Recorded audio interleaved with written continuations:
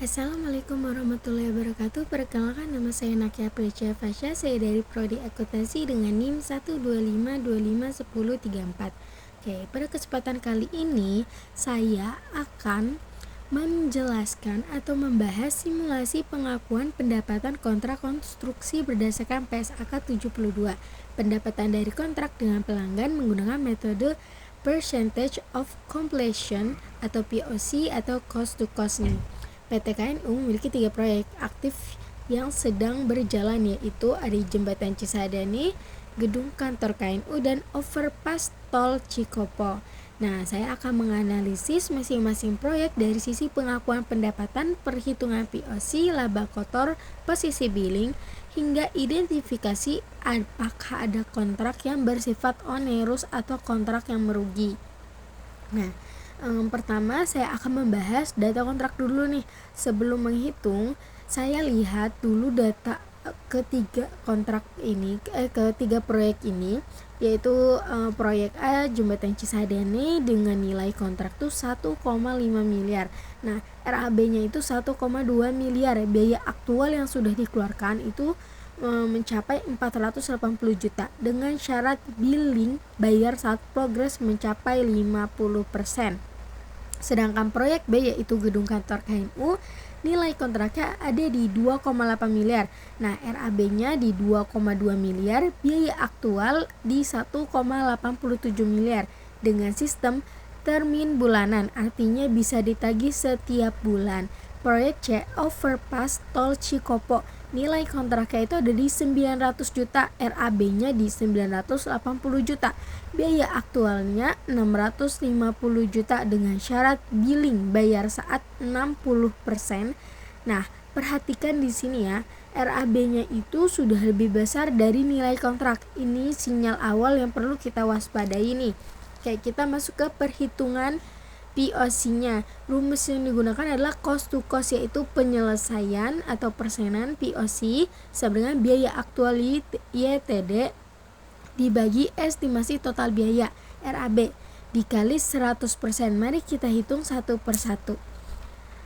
Proyek A 480 juta dibagi 1.200.000 sama dengan 40,0%. Nah, proyek B 1.870.000 dibagi 2.200.000 sama dengan 85,0%.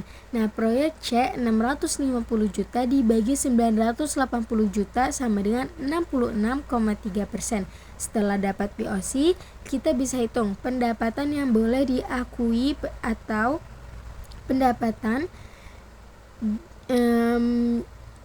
yang boleh diakui. Nah, pendapatan yang diakui itu POC dikali nilai kontrak. Proyek A 40% dikali 1.500.000, totalnya 600 juta. Proyek B 85% dikali 2.800.000 sama dengan 2.380 juta rupiah. Nah, proyek C 66,3% dikali 900 juta sama dengan 596.938.000 rupiah. Dan HPP yang diakui sama dengan biaya actuality di masing-masing proyek nih. Hasilnya proyek A laba kotor 120 juta, marginnya 20%.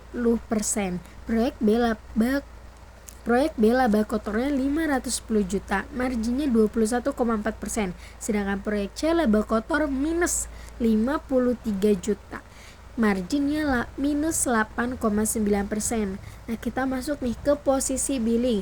PSAK 72 membedakan antara pendapatan yang sudah diakui berdasarkan POC dengan tagihan yang boleh diterbitkan berdasarkan syarat termin kontrak. Proyek A POC baru 40%, tapi syarat billing adalah 50%. Jadi tagihan ke klien belum boleh diterbitkan. Padahal pendapatan 600 juta sudah diakui secara akuntansi. Selisih ini dicatat sebagai aset kontrak unbilled revenue sebesar 600 juta, bukan piutang usaha. Itu untuk proyek A ya. teman-teman. Nah, untuk proyek B itu termin bulanan, syarat sudah terpenuhi, tagihan 2,38 miliar, bisa langsung diterbitkan. Unbilled sama dengan 0. Sedangkan proyek C, POC-nya tuh 66,3%, sudah melewati syarat 60%. Jadi tagihan 596 juta bisa diterbitkan. Unbilled sama dengan 0. Oke, kita lanjut lagi ke identifikasi onerous kontrak. Nah, ini bagian yang paling kritis nih. Berdasarkan PSAK 72 paragraf 40, jika estimasi total biaya melebihi nilai kontrak, perusahaan wajib mencadangkan kerugian segera, tidak boleh ditunda. Kita hitung estimasi laba atau rugi total masing-masing proyek. Estimasi laba total sama dengan nilai kontrak dikurang RAB. Nah, proyek A 1.500.000 dikurang 1.200.000 sama dengan 300 juta normal. 300 ya itu normal. Nah, proyek B di 2.800.000 dikurang 2.200.000 hasilnya 600, itu normal. Proyek C 900 juta dikurang 980 juta sama dengan minus 80 juta, onerous. Proyek C teridentifikasi sebagai onerous kontrak karena RAB-nya 980 juta melebihi nilai kontrak 900 juta. Total estimasi rugi proyek 80 juta. Wajib dicadangkan segera sesuai PSAK 72 PAR 40 dan IAS 37. Lanjut ke jurnal akuntansi. Nah, proyek A jurnal 1A pengakuan pendapatan POC atau unbilled dari aset kontrak. Unbilled itu 600 juta. Nah, cair pendapatan konstruksinya itu ada di 600 juta. Proyek A jurnal 1B pengakuan HPP-nya dari beban DR, beban pokok konstruksi itu 480 juta, cair utang atau kas itu 480 juta. Proyek C jurnal 2 pencadangan onerous kontrak, DR kerugian onerous kontrak itu 80 juta. CR provinsi kontrak rugi 80 juta. Pencadangan proyek C dilakukan karena PSAK 72 mewajibkan kerugian yang bisa diantisipasi diakui penuh pada periode terjadinya, tidak boleh ditunda ke periode berikutnya. Nah, rekap konsolidasi, ini total nilai kontrak tuh 5.200 juta. Total pendapatan diakui YTD itu 3.576.938.000 rupiah. Nah, total HPP-nya itu di 3 miliar. Total laba kotornya itu ada di 576.938.000 rupiah.